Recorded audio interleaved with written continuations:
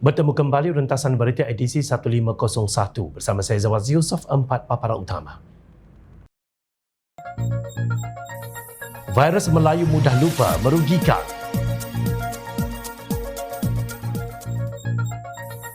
Melayu dan Islam terus ditunggang. Setahun Madani, benarkah Kabinet bakal dirombak? Antara teraniaya dan tidak bermaruah.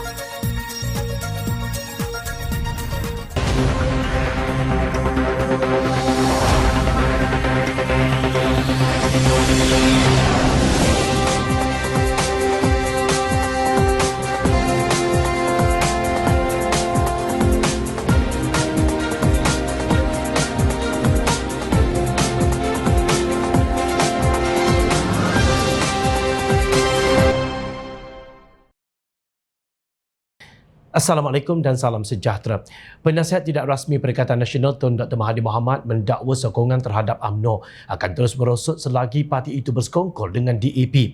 Semua sedar UMNO bukan lagi pejuang untuk bangsa, negara dan agama. Perjuangan UMNO ialah untuk duit, untuk menyelamatkan kepimpinan yang bersekongkol dengan jenayah, kata Tun Mahathir dalam satu hantaran di Facebook. Lagipun pengundi UMNO bukan lagi yang ketahui jasa UMNO kepada negara. Mereka sudah tua dan tidak lagi aktif dalam arena politik. Pengundi muda dibesarkan setelah negara maju, ujarnya. Beliau mengulas kekalahan UMNO di pilihan raya kecil Kemaman pada 2 Disember lalu sebagai mesej yang membawa maksud tersebut.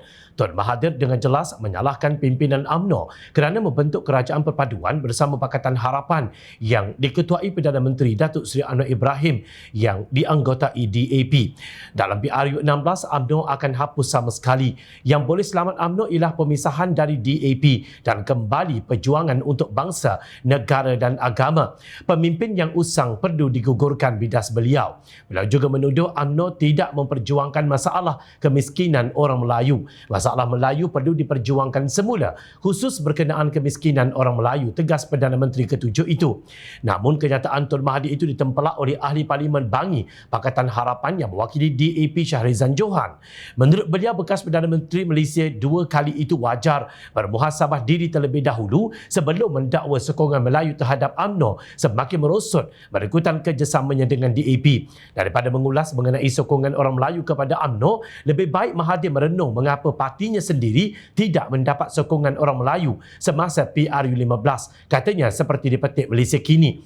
Pada masa yang sama, Shahrizan berpendapat banyak faktor yang menyumbang kepada kekalahan teruk calon BN kepada PAS pada pilihan raya kecil Kemaman selain faktor ia sememangnya kubu kuat parti pembangkang.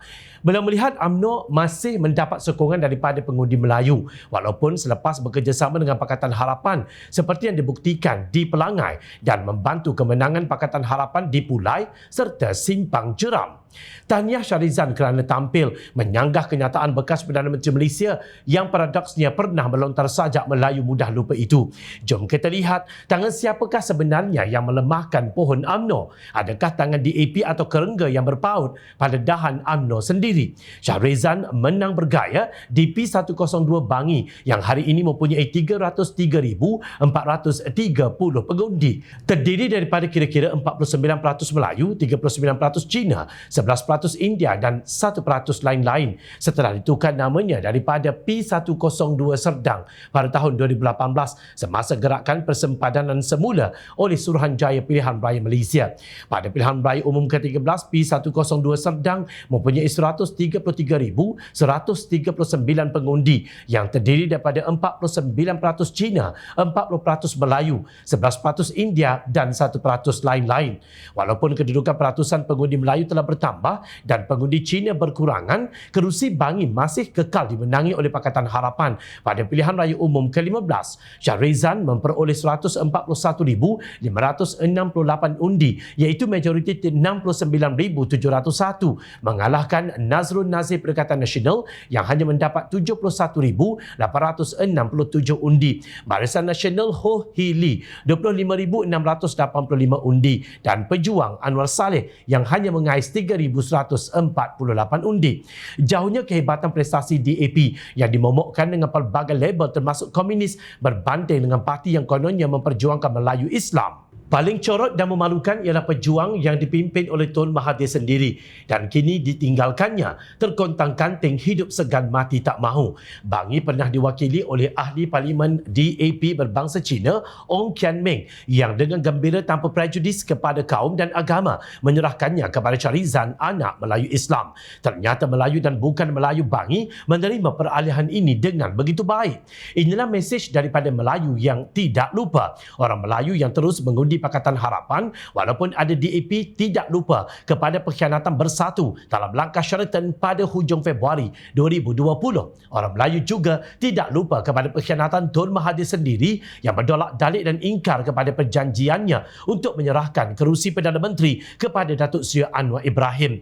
Hari ini terbuka tembalangnya apabila beliau tidak sudah-sudah menyerang Kerajaan Perpaduan yang direstui oleh Yang di-Pertuan Agong Sultan Abdullah Riayatuddin Al-Mustafa Billah Shah dan Majlis Raja-Raja Melayu. Tun Mahathir lah yang sebenarnya sudah lupa. Beliau lupa pernah menagih sokongan DAP untuk diterima dalam gabungan Pakatan Harapan pada pilihan raya umum ke-14 yang lalu, sehingga berjaya menjadi Perdana Menteri ke-7. Beliau juga lupa negara hilang arah akibat kerja tebuk atap yang dilakukan Pengerusi Perikatan Nasional Tan Sri Mahyadin Mak Yassin dengan bantuan Presiden PAS Tan Sri Abdul Hadi Awang. Manakala UMNO Barisan Nasional tersilap langkah menyokong Mahyadin ketika itu yang akhirnya menyebabkan ia semakin lemah. Inilah gejala Melayu yang sudah diperbodohkan oleh Bersatu dan PAS sehingga mudah lupa dan tidak ingat jasa pemimpin UMNO terdahulu. Malangnya, walaupun kerengga-kerengga UMNO ini sudah banyak yang dinyahkan, tetapi masih ada lagi yang bersembunyi di sebalik dedaunnya. Nampak tak? Menuduh Kerajaan Perpaduan menyisihkan orang Melayu dan menentang Islam adalah politik dan fitnah yang menjijikkan. Naratif sedemikian kini terlalu kuat dan menebal selain kebencian melampau yang ditanamkan oleh pihak tidak bertanggungjawab. Kerajaan Perpaduan tetap mempertahankan hak keistimewaan orang Melayu seperti yang termaktub dalam Perkara 153 Perlembagaan Persekutuan, tidak seperti yang dinaratifkan pembangkang selama ini. Perdana Menteri Datuk Seri Anwar Ibrahim dalam wawancara khas setahun bersama Kerajaan Madani berkata, sikap menanam kebencian melampau itu menyebabkan pergaduhan dan perpecahan di banyak negara. Sebab itu saya nyatakan sementara saya akan izinkan ini jaminan perlembagaan demokrasi, hak kebebasan, tetapi sikap melampau sebegini tidak boleh diteruskan kerana akan memecah belahkan dan memperak-perandakan negara, katanya. Mengenai bahasa Melayu pula, Anwar menegaskan Kerajaan Perpaduan yang diterajui beliau lebih tegas memperjuangkan perkara berkenaan. Soal program untuk Bumiputera, kalaupun kata jana wibawa untuk Bumiputera, saya lebih tegas dan tidak benarkan orang khianat Bumiputera tetapi berikan kepada syarikat Cina. Bagaimanapun, kalau tender, biasanya ikut peraturan sama ada Cina, India, Dayak atau Melayu berpeluang untuk mendapat projek. Itu soal lain. Kemudian amalan sakau menyakau ini, saya tidak peduli sama ada Melayu, Cina atau India. Kita perlu ambil tindakan tegas justru di mana tidak Melayunya. Anwar mempersoalkan di manakah tidak Melayunya Kerajaan Perpaduan yang mengamalkan konsep Madani dipimpinnya ketika ini. Ini selepas wujud asakan yang kononnya kerajaan kini tidak Melayu serta menentang Islam dan beliau sifatkan perkara ini sebagai fitnah yang menjijikkan. Anwar yang juga Presiden PKR menegaskan permainan politik harus bersandarkan kepada fakta serta angka yang jelas dan bukannya sentimen boleh memperak-perandakan negara. Apa naratifnya? Iaitu kita tidak menekan soal Melayu, soal bahasa kita lebih tegas daripada sebelumnya. Jadi di mana tidak Melayunya, dasar hak keistimewaan Melayu 153 itu peruntukan dalam perlembagaan, katanya. Dalam pada itu, Perdana Menteri berkata kerajaan akan membentuk satu pasukan pemantau yang dikenali sebagai Pantau Madani dalam memastikan segala rangka inisiatif dilaksanakan dengan baik. Ujarnya ini bagi menunjukkan bahawa kerajaan tidak pernah selesa dengan prestasi sedia ada dan akan berusaha lebih kuat dalam memastikan rakyat merasai nikmat serta keterbelaan. Secara keseluruhan adalah diakui terdapat kekurangan yang perlu diperbaiki oleh Kerajaan Perpaduan, antaranya kaedah menyampaikan penerangan dan penjelasan berhubung sesuatu isu. Itu dilihat masih belum mencapai piawaian yang sepatutnya. Perlu diingat, isunya tidak semudah itu, terutama tentang soal agama. Ada yang menyampaikan terutama orang daripada latar belakang agama yang mendakwa kononnya parti mereka sahaja akan menjamin ke syurga dan yang lain seolah-olah akan terjun menjunam ke neraka. Kenapa mesti Islam dan Melayu ditunggang demi kuasa? Jangan ingat rakyat jelata bodoh dalam menilai dan mempertikai. Kerajaan Perpaduan berlandaskan ekonomi madani yang menumpukan kebijakan ekonomi untuk meningkatkan pertumbuhan telah membawa hasil terutama dalam sektor baharu seperti digital, tenaga hijau dan tenaga boleh baharu. Pertumbuhan ekonomi negara turut dibuktikan menerusi peningkatan kemasukan pelaburan asing dengan nilai yang lebih tinggi berbanding dengan tahun-tahun sebelum ini. Perdana Menteri Datuk Seri Anwar Ibrahim berkata kestabilan politik negara dan dasar ekonomi yang jelas turut menjadi pemangking dalam menyuntik keyakinan pelabur asing untuk melihat Malaysia sebagai destinasi pelaburan yang menguntungkan. Dalam pendidikan masyarakat, hal-hal berkaitan tata kelola harus ditegaskan. Saya ambil alih kuasa pentadbiran dengan satu mandat tanpa bertolak ansur terhadap kesalahan tata kelola. Saya bersyukur dalam tempoh pentadbiran 1 tahun ini belum ada walau satu sanggahan terhadap mana-mana pemimpin yang mengauk kekayaan secara haram. Ini satu rekod yang tidak boleh dimungkiri kenyataannya, katanya dalam wawancara khas setahun bersama Kerajaan Madani. Anwar yang juga Menteri Keuangan berkata kemasukan pelaburan langsung asing memberi impak positif kepada ekonomi Malaysia dan mencipta lebih banyak peluang pekerjaan terutama dalam kalangan anak muda selain peningkatan tahap kemahiran dan pengetahuan mereka. Beliau menegaskan walau bagaimanapun terdapat cabaran yang perlu ditangani oleh kerajaan iaitu menyediakan bentuk latihan dan kemahiran yang lebih sesuai serta memenuhi kehendak pasaran. Menurut Jabatan Perangkaan Malaysia DOSM, bilangan penganggur pada September 2023 menurun 0.6% kepada 573,700 orang berbanding 577,300 orang pada bulan sebelumnya. Kadar pengangguran pada September pula kekal pada 3.4% seperti angka pada Ogos. Baru-baru ini Anwar memberitahu persidangan Dewan Rakyat bahawa Malaysia berjaya meraih komitmen pelaburan dengan nilai RM347 bilion sepanjang lawatan rasmi serta misi perdagangan dan pelaburan yang diadakan di luar negara. Beliau berkata pelaburan tersebut diraih di China, Singapura, Jepun, Korea Selatan, Emirat Arab Bersatu UAE, Arab Saudi dan Amerika Syarikat. Anwar Ibrahim turut berkata rombakan kabinet perlu diadakan sekiranya prestasi jemaah Menteri Malaysia atau jika terdapat keadaan yang menuntut ia dilaksanakan. Bagaimanapun beliau berkata tempoh masa setahun pentadbiran Kerajaan Perpaduan masih terlalu awal untuk membuat penilaian yang adil dan menteri-menteri perlu diberikan peluang untuk memperbaiki serta meningkatkan prestasi. Beliau berkata kerajaan pada hari ini terbentuk daripada gabungan parti, maka setiap keputusan perlu dirunding dengan penyertaan harus setimpal dan mengambil kira kekuatan parti masing-masing. Saya fikir tidak lama lagi, tetapi saya fikir setelah 1 tahun kita buat penilaian yang adil. Orang perintah 10 tahun, 3 tahun, setahun ini terlalu awal. Jadi menteri-menteri harus diberi peluang meningkatkan prestasi termasuk Perdana Menteri. Kemudian kalau ada sedikit penyesuaian berdasarkan pengalaman kita setahun, kita akan lakukan termasuk menambah sekiranya perlu, ujar beliau. PMX pada masa sama menasihatkan jemaah menteri untuk tidak berasa selesa dengan prestasi yang telah dicapai Kerajaan Perpaduan sepanjang setahun mentadbir negara. Sesungguhnya keselesaan kepada rakyat menjadi ukuran sebenar kepada pencapaian kerajaan yang harus sentiasa memberikan perkhidmatan terbaik. Kerajaan perlu berprinsip memberikan tumpuan kepada aspek tata kelola bagi memastikan pentadbiran yang bersih daripada gejala rasuah dan salah guna kuasa. Aspek tata kelola tidak boleh diremehkan dan mana-mana negara yang mempunyai keupayaan tinggi sekalipun tidak mungkin mencapai tahap membanggakan sekiranya isu tata kelola tidak diselesaikan.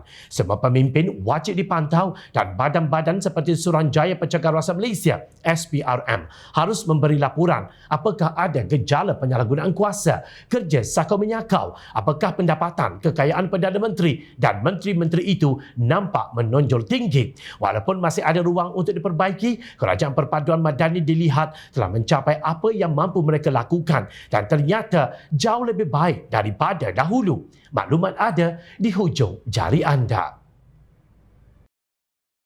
Ada mesej tersirat yang penting di sebalik pengakuan terbuka Ahli Parlimen Bukit Gantang Datuk Syed Abu Hussein Hafiz Syed Abdul Fasal minggu sebelum ini. Dengan kenyataan dibuatnya baru-baru ini, barulah orang ramai tahu bahawa Ahli Parlimen Pembangkang sebenarnya tidak pernah dipanggil untuk berbincang mengenai rundingan peruntukan. Padahal itulah nasihat yang diberikan Perdana Menteri Datuk Seri Anwar Ibrahim agar Pembangkang berunding secara diplomasi agar nasib rakyat di kawasan mereka boleh dibantu secara berkesan. Ia juga membuktikan pemimpin Perikatan Nasional PN tidak pernah bersungguh dalam membantu ahli-ahli parlimen sendiri mendapatkan peruntukan. Sebelum ini, Ketua Penerangan Bersatu Datuk Razali Idris mendakwa rundingan telah dibuat dengan kerajaan melalui Wakil PN Datuk Seri Taqiyuddin Hassan. Sekarang kita berhak bertanya siapa yang bercakap benar. Berdasarkan apa yang berlaku sehari dua ini, apa yang kita nampak hanyalah satu, iaitu pemimpin PN lebih gemar bermain politik untuk memperlihatkan seolah-olah mereka dianiaya. Sedangkan hakikatnya mereka sendiri tidak ikhlas untuk berunding bersama kerajaan seperti yang dilakukan oleh Pakatan Harapan PH semasa Datuk Seri Ismail Sabri Yaakob menjadi Perdana Menteri.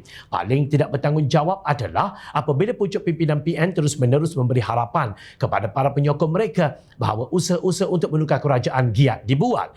Perkembangan ini menunjukkan pimpinan PN sebenarnya sengaja mengelak untuk menjalankan rundingan dengan kerajaan dengan matlamat agar mereka kononnya dimangsakan.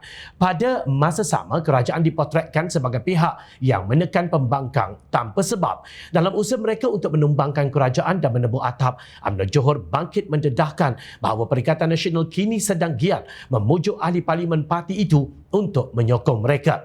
Setiausaha UMNO Johor, Datuk Abdul Halim Sulaiman berkata, pujukan dan rundingan yang cuba diadakan beberapa pemimpin bagaimanapun ditolak ahli parlimen UMNO. Jelasnya ahli parlimen UMNO lebih bermaruah dan berkredibiliti apabila menolak untuk berunding demi hasrat PN untuk menubuh kerajaan di Putrajaya, terutama selepas kemenangan pilihan raya kecil PRK Parlimen Kemaman.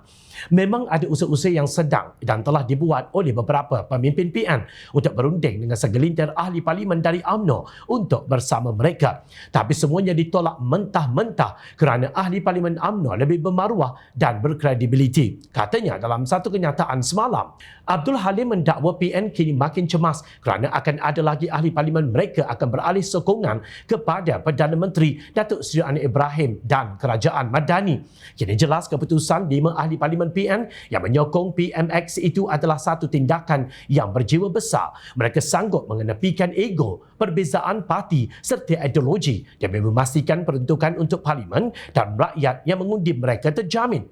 Apabila Barisan Nasional BN tewas di PRK Kemaman, semua kelihatannya berlapang dada kerana PN hanya menang 1 kerusi tetapi sudah hilang sokongan 5 kerusi lain. Jadi tiada siapa yang menggelabah. Kelihatannya kini langkah ke Putrajaya mereka ibarat angan-angan mak jenin dan ternyata spekulasi lebih 10 ahli parlimen blok kerajaan bakal beralih sokongan terhadap Perikatan Nasional PN untuk membentuk kerajaan baharu sebenarnya adalah rekaan dan halusinasi mereka yang kini gigih menghasut dan memujuk.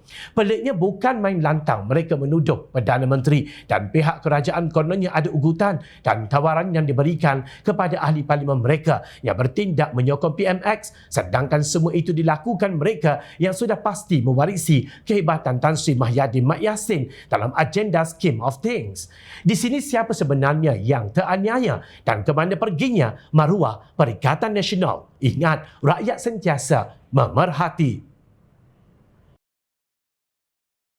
Jom Channel mengucapkan jutaan terima kasih kepada para penyokong dan kepada yang berminat untuk memberikan sumbangan bagi membolehkan kami meneruskan perjuangan menyampaikan berita yang benar. Sumbangan boleh dibuat melalui akaun bank yang tertera. Suara rakyat kami sampaikan demi negara tercinta. Teruskan bersama kami di Jom Channel. Saya Zawazi Yusof. Assalamualaikum, salam sejahtera. Kita jumpa lagi.